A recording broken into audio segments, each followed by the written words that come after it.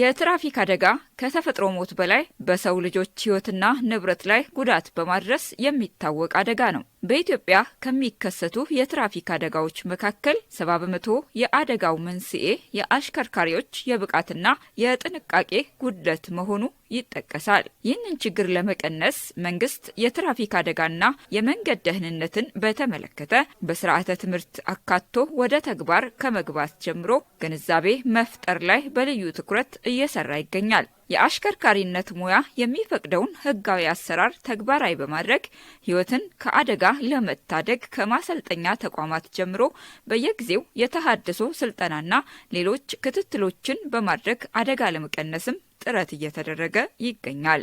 የቁጥጥር ስራውን ማጠናከርና የአሽከርካሪዎች ማሰልጠኛ ተቋማትን በቴክኖሎጂ የታገዘ በማድረግ ችግሩን ለመግታትና አደጋን ለመቀነስም የተጀመሩ ጥረቶች መጠነኛ ለውጥ እያሳዩ ይገኛል። ጤና ይስጥልኝ ውድ የፕሮግራማችን ተከታታዮች፣ በዛሬው መሰናዷችን በደቡብ ምዕራብ ኢትዮጵያ ህዝቦች ክልል የሚከሰተውን የትራፊክ አደጋ ለመቀነስ እየተደረገ የሚገኘውን ጥረትና ከአደጋ በኋላ ተጎጂዎች በገንዘብ እጥረት ምክንያት ሕክምና እንዳያጡ ከመድን ፈንድ ጋር የሚከናወኑ ተግባራትን በተመለከተ መሰናዶ አዘጋጅተናል። እስከ ፕሮግራማችን ፍጻሜ አብሮነታችሁ አይለየን።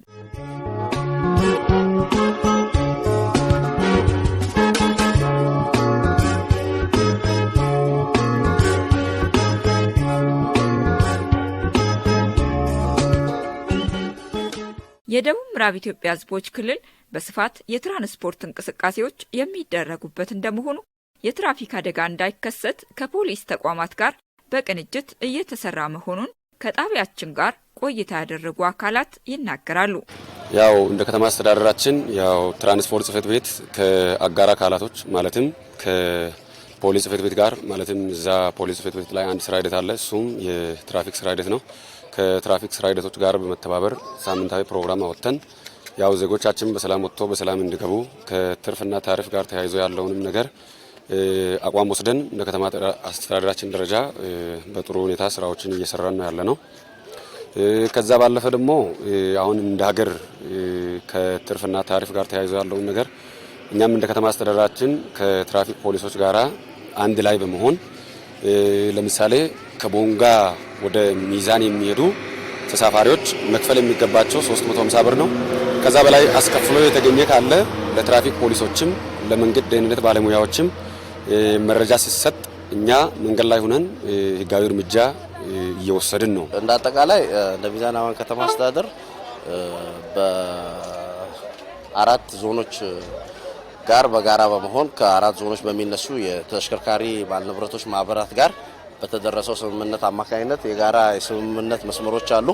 ከነሱ ጋር ከጋምቤላ፣ ከሸካ፣ ከምዕራብ ኦሞና ከከፋ ጋር በጋራ በሚያዋስነን የኛ መስመር ነው።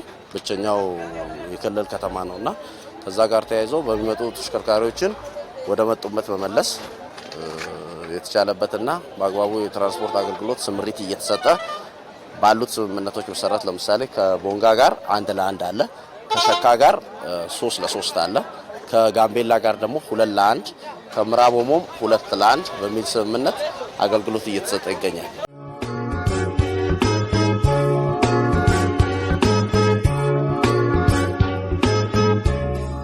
አሽከርካሪዎች መልካም ስነ ምግባር ያላቸውና በእውቀት የተካኑ በመሆን በኃላፊነት ማሽከርከር እንዲችሉ ስልጠና እየተሰጠ መሆኑ ተጠቁሟል። የአሽከርካሪዎችን ስልጠና በሁለት አይነት መልኩ ነው የምናየው። አንደኛው በእኛ ፓርት የሚሰጠው የአሽከርካሪዎች ታድሶ ስልጠና ነው።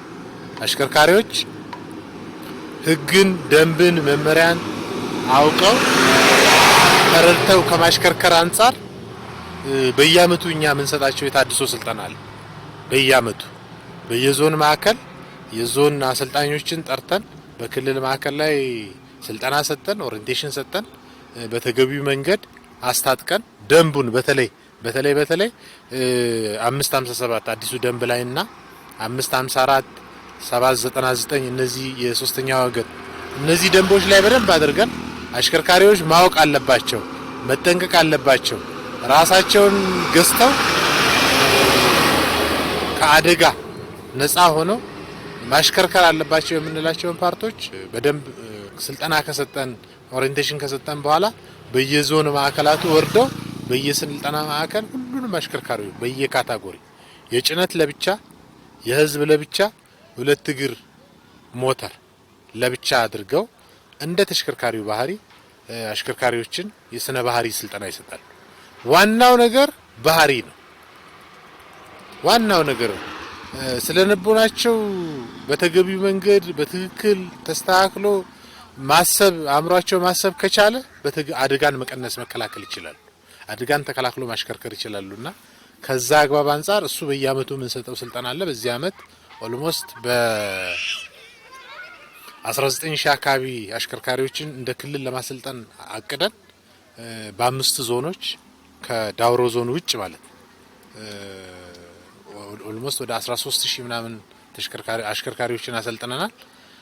ዳውሮ ዞን እንደዚሁ ወደ ስልጠና ይገባል። አንዳንድ በተለያየ ምክንያቶች ስልጠና ያልተካሄደባቸው አካባቢዎች አሉ። እነሱ ጋር ያለውን ቀጣይ የማካካሻ ጭምር እንደነ ምዕራብ ኦሞ፣ ሸካ ያሉ የተጓደለ ብዙም ቁጥር ያልሰለጠነባቸው አካባቢዎች ላይ ቀጣይ እንዲሰለጥኑ በሚቀጥለው ሳምንት ማካካሻ ሰጠው ሰልጥነው ያጠናቃሉ። ስለዚህ በዛን ሰዓት ምን ጠብቀው ምንድነው የተረጋጋ ተሳፋሪ ይዞ የሚንቀሳቀስ ከአደጋ ራሱን ቆጥቦ አደጋን እየተከላከለ የሚያሽከረክር አሽከርካሪ እንፈጥራለን ብለን ነው የምንጠብቀው።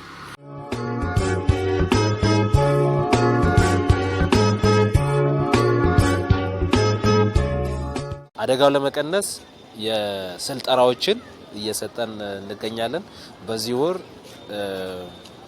በ6 ማዕከል ሚዛንን ጨምሮ በ6 ማዕከል የአሽከርካሪዎች የታድሶ ስልጠና እየሰጠን እንገኛለን። ድንገተኛ የተሽከርካሪ ቴክኒክ ምርመራዎችንም የምናደርግበት ሁኔታ አለ። ከዚህ ባለፈ ቁጥጥሮችን ማጠናከር አንደኛው የአደጋ ለመቀነስ የሚደረገው ጥረት ነው ያለውና ዞሮ ዞሮ የአደጋ ቁጥር በአሃዝ ደረጃ የቀነሰ ቢመስልም የዛሬ ያየነውን አደጋን ጨምሮ ሌሎች አደጋዎች በየወሩና በየእለቱ የምናስተናግድበት ሁኔታ አለ። በአብዛኛው ጊዜ ደግሞ ሞተር የሚያሽከረክሩ አሽከርካሪዎች የአደጋ ሰለባ ናቸው። በአብዛኛው ፍጥነት ነው። ሁለተኛ ደግሞ ለሴፍቲ የተቀመጡትን ሄልሜት ያለማድረግና ሌሎች ችግሮች ተደምሮ አደጋዎች የተከሰቱ ነው ያሉት። ቅድም መጀመሪያ ላይ እንዳነሳሁት እነዚህን አደጋ ሃንድል ለማድረግ ለመቀነስ የዕለት ዕለት ትጋትን የሚፈልግ ነው። እሱን ካረግን አደጋ እንቀንሳለን ብለን እናስባለን። ተሽከርካሪዎቹን የሚችሉትን ጥንቃቄ ካረጉ ፕሮግረሶች ይኖራሉ፣ አደጋ እንቀንሳለን ብዬ አስባለሁ። በ2018 የመጀመሪያ ግማሽ ዓመት ብቻ በክልሉ 150 አደጋዎች ተከስተው 40 ዜጎች ለህልፈት ተዳርገዋል። እነዚህን አደጋዎች ለመቀነስ በክልሉ አደጋ የሚከሰትባቸውን አካባቢዎች በመለየት የትራፊክ ምልክቶችን ከመትከል ጀምሮ ሌሎች የግንዛቤ ማስጨበጫ ስራዎችም እየተከናወኑ ይገኛል። አደጋ ደግሞ እንዳይፈጠር የክልሉ መንግስት ከፌዴራል ጋርም ከዞኖች ጋርም በመቀናጀት እየሰራ ያለው ምንድነው እነዚህ አደጋ ተደጋጋሚ የሚፈጠርባቸው አካባቢዎች ላይ አሽከርካሪዎች ተጠንቅቀው እንዲያሽከረክሩ የተለያዩ ሀዛርዶችን መትከል፣ እነዚህ ባነሮችን፣ ታፔላዎችን እነዚህ አደገኛ ቦታ መሆኑን የሚያሳዩ ምልክቶች እየተተከሉ አሽከርካሪዎች በተገቢው መንገድ በተረጋጋ ሁኔታ እንዲያሽከረክሩ እየተሰራ ያለና በአጠቃላይ ሁሉን አቀፍ በሆነ መልኩ ድጋፍ ክትትል እየተደረገ ነው ያለው።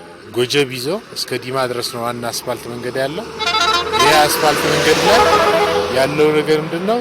በተለይ ሸራ ቁልቁለት ላይ፣ ቄነች ላይ፣ እዚህ ዋቻማጂ ላይ እነዚህ በተደጋጋሚ ብላክ ስፖት ኤሪያ የምንላቸው እንደኛ ክልል ብዙ ተሽከርካሪዎች የሚወድቁባቸው አካባቢዎች ናቸው። እነዚህ አካባቢዎች እንግዲህ በተደጋጋሚ ከፌዴራል መንገድ ደህንነትና መድን ፈንድ አገልግሎት ጋራ ከጅማ ዩኒቨርሲቲ ጋራ በመቀናጀት ጥናቶች ተሰርተዋል። በተለይ ቄነች ተደጋጋሚ የሆነ አደጋ የሚከሰትበት ስለሆነ የአላይመንት ችግር ኖሮበት የአላይመንት ቼንጅ መሰራት አለበት ተብሎ ሁሉ ጥናት የተሰራበት ነው። እንደዚሁ ሌሎችም አካባቢዎች ጥናት የተሰራባቸው ነውና ግን ከጊዜ ወደ ጊዜ አደጋ እየጨመረ ነው እየሄደ ያለ። ለምሳሌ ባለፈው 2017 ላይ እስከ 6 ወር ድረስ 182 አደጋ ብቻ ነበር። 182 አደጋ ደርሷል። ከአደጋ አንጻር ስናይ ዘንድሮ በተመሳሳይ 6 ወር 2018 150 ነው አደጋው ቀንሷል። ግን የሞት አደጋ አልቀነሰም። አምና እስከ 6 ወር ድረስ 39 ሰው ነው የሞተው። ዘንድሮ ደግሞ እስከ 6 ወር ድረስ የሞተው 40 ሰው ነው ጨምሮ ነው የተገኘውና ዞሮ የሞት አደጋ እየጨመረ አጠቃላይ አደጋ ቢቀንስም አደጋ እየጨመረ የሄደበት ያለ ስለሆነና በአብዛኛው ደግሞ ጥናቱ ሲጠና የሞተው ሰው ቁጥር ወይም አደጋ የደረሰው ሰው ቁጥር ራሱ ሲታይ ዋናው የአስፋልት መንገድ ላይ የተከሰተ አደጋ ነው።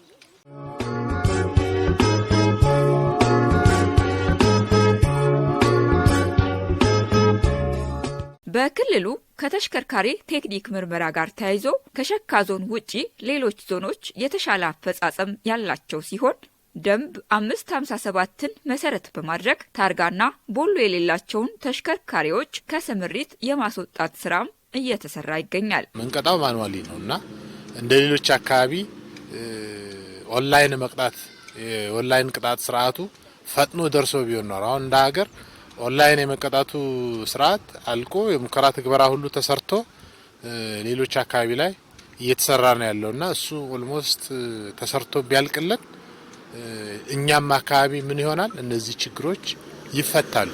ማንም ታርጋ አይፈታም፣ ማንም ቦሎ አይፈታም። ሌሎችን ተመሳሳይ ነገሮችን ከመፍታት አንጻር እንትኖች ሊኖሩ ስለሚችሉ እሱ ላይ ያለውን ነገር ትክክል ነው አይተናል። በሁሉም መናኸሪያ ቀጣይ የምናርመው ይሆናል። ሶስተኛ ወገን ብዙም ችግር ያለበት አይደለም። ሶስተኛ ወገን ላይ እኛም ቁጥጥር እናደርጋለን፣ ትራፊክ ፖሊስም ቁጥጥር ያደርጋል። ከኢንሹራንሶች ጋርም እየተነጋገርን ነው። ኢንሹራንሶች ጋር በየሳምንቱ ሪፖርት እንወስዳለን። ምን ያህል መጣ፣ የትኛው ተሽከርካሪ መጣ። ማህበራት ጋርም እንደዚሁ የአሰራር ስርዓት ፈጥረን አሁን እየተነጋገርን ነው ያለነው። የማህበር አባል የሆነ ተሽከርካሪ ሶስተኛ ወገን ከሌለው ተጠያቂ የሚሆነው ማህበሩ እንደሆነ ጭምር እየተግባባን የመጣንበት ሁኔታ ስላለ በሁሉም በተለይ ቦንጋ ከፋ ላይ ቤንሸኮ ላይ ሸካ ላይ እነዚህ ላይ ሶስተኛ ወገን ላይ እርግጠኛ ሆነን መናገር ይቻላል። ሁሉም ሶስተኛ ወገን ካገኘን አውቶማቲካሊ ስለምናስራቸው እስር ነው። ህጉ የሚለው ምንድነው? ያለ ሶስተኛ ወገን መድን ሽፋን ሲያሽከረክር የተገኘ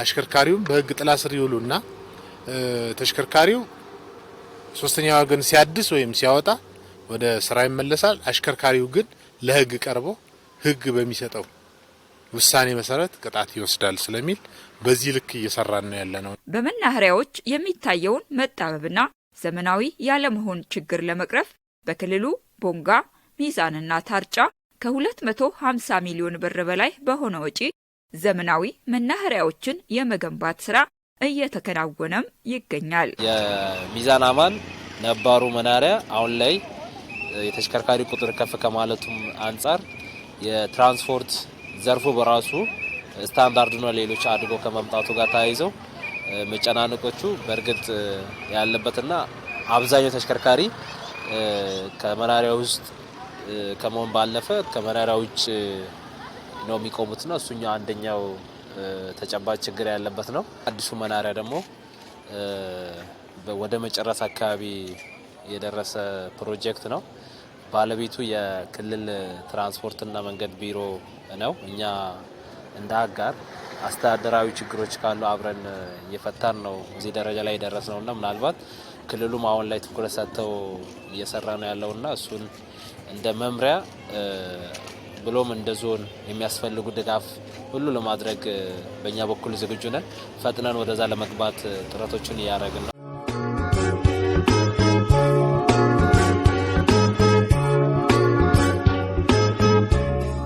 በክልሉ ከ4 ዓመት በፊት የተጀመሩ መናኸሪያዎች አሉ። 3 ትላልቅ መናኸሪያዎች ሚዛን ላይ፣ ቦንጋ ላይ፣ ተርጫ ላይ። እነዚህም መናኸሪያዎች ለማጠናቀቅ ሁሉም ከ90% በላይ አፈጻጸም አላቸው። ከአንድ ወር ጊዜ በኋላ ተጠናቆ የሚመረቁ ፕሮጀክቶች አሉ። ተጨማሪም አዲስ መናኸሪያ ቴፒ ከተማ ላይ ለመገንባት እንደዚሁ ቅድመ ዝግጅት እያደረግን ያለንበት ሁኔታ ነው ያለው። እነዚህ መናኸሪያዎች ተገንብተው ሲጠናቀቁ የዲጂታል አገልግሎት እንዲሰጡ ከኢትዮ ቴሌኮም ጋር ውል ገብተን የስራ እንቅስቃሴ እያደረግን ነው። የኤስኤምኤስ አገልግሎት አሰጣጥ ላይ የትራንስፖርት አገልግሎት አሰጣጥ ላይ ያሉ ቅሬታዎችን ህብረተሰቡም ያለበት ሆኖ ጥቆማ እንዲያደርግ 4 ዲጂት ያለው ነጻ የስልክ መስመር መረጃ ለማግኘት የምናደርገው ነገር አለ።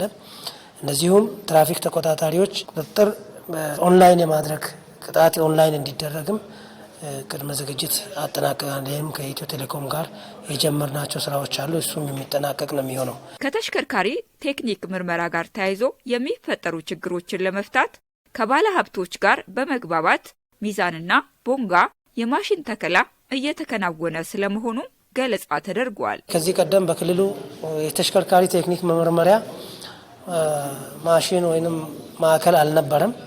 2 ማዕከላት ቦንጋና ሚዛን ላይ ባለሀብቶችን ሎቢ በማድረግ ገንብተው የቴክኒክ ምርመራ ተደርጎ ተሽከርካሪ በወሎ እንዲያገኝ፣ ያልተመረመሩ ተሽከርካሪዎች በወሎ እያገኙ ነው።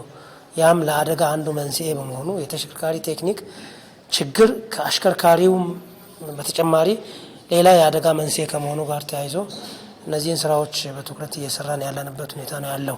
እንግዲህ እነዚህና መሰል ስራዎችን ትኩረት ሰጥተን እየሰራን ነው።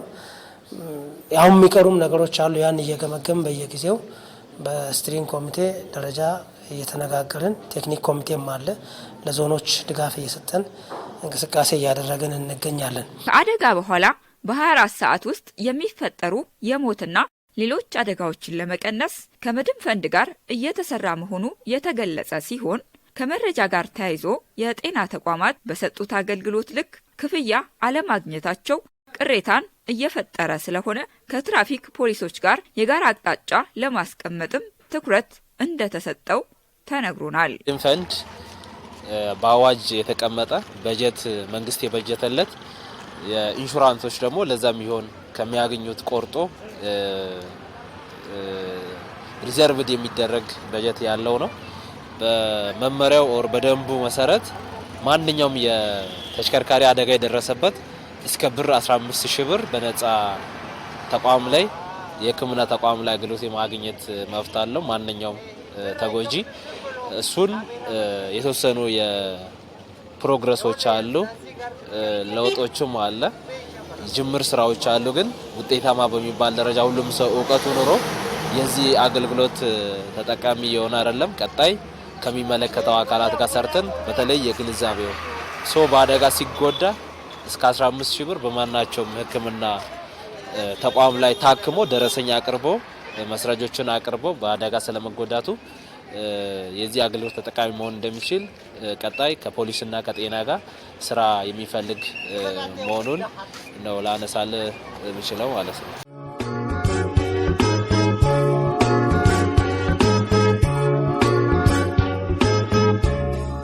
እንግዲህ ከቅድመ አደጋ ላይ ይህን ስራ ስንሰራ አደጋ ሲከሰት ደግሞ በ24 ሰዓት ውስጥ በደንብ አዋጅ 799 ላይ ደንብ 554 2016 ላይ የተቀመጡ ህጎች አሉ።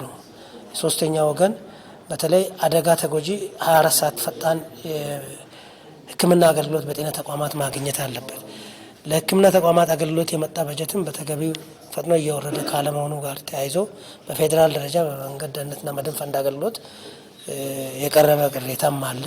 እዚህም ጤና ተቋማትም ትክክለኛ መረጃ ከትራፊኮች ተረጋግጦ እየተሰጠን ስላልሆነ የተቸገርን ነው፣ አገልግሎት የሰጠነው ክፍያ እየተከፈለ አይደለም የሚሉ ጥያቄዎች ስለሚነሱ ከክልሉ ጤና ቢሮ ጋር በመቀናጀት ከትራንስፖርትም ከፖሊስም ከጤና ተቋማትም ከጤና ጣቢያዎችም ከሆስፒታሎችም የስራ ኃላፊዎች በተገኙበት ይህን ችግር ለማረም የጋራ መድረክ ተዘጋጅቷል። እሱ ላይ ነው ሰፊ ውይይት አድርገን ቀጣይ ሁሉም የየራሱን ድርሻ ወስዶ መፈጸም እንዳለበትና ጤና ተቋም ላይ የትራፊክ አደጋ ሲከሰት ፈጣን ምላሽ አገልግሎት መሰጠት እንደሚችል ተግባብተናል። የተከበራችሁ ተከታታዮቻችን የትራፊክ አደጋ በዜጎች ሕይወትና ንብረት ላይ የሚያደርሰው ጉዳት ከባድ መሆኑን በመገንዘብ አደጋውን ለመከላከል ባለድርሻ አካላት የሚያደርጉት እንቅስቃሴ ስኬታማ እንዲሆን የበኩላችንን እንወጣ እያልን ዝግጅታችንን በዚህ ቋጨን። ሰላም።